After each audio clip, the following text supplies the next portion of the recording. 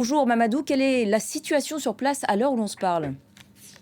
Bonjour. Alors la situation, vous avez donné le bilan de 5 morts, mais je vous annonce que le bilan n'a pas largement grimpé. On parle de 30 morts et plusieurs blessés, et cela de sources officielles. Donc, comme vous l'avez annoncé, depuis ce matin, il y a des manifestations sporadiques dans plusieurs quartiers de la capitale N'Djamena et dans plusieurs villes de province.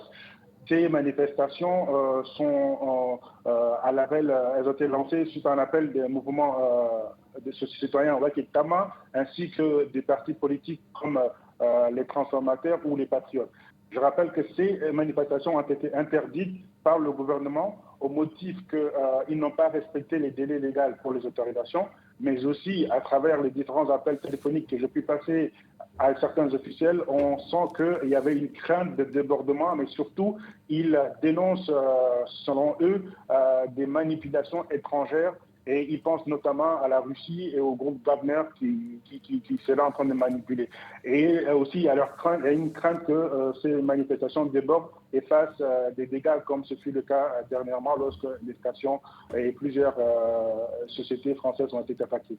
Donc le bilan de ce matin, je le rappelle, est de 30 morts, plusieurs blessés. La situation est revenue au calme, mais les rues de N'Djamena sont quasiment vides. J'ai fait le tour des différents points.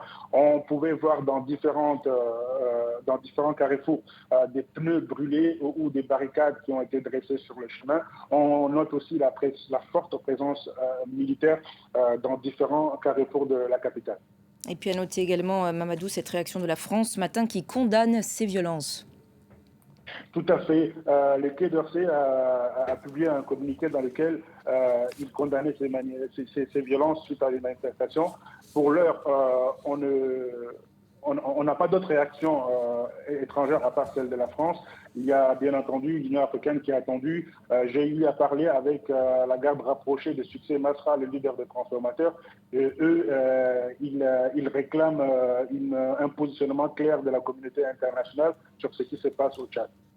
Merci beaucoup Mamadou pour ces précisions et on suivra l'évolution de la situation évidemment sur notre antenne tout au long de la journée.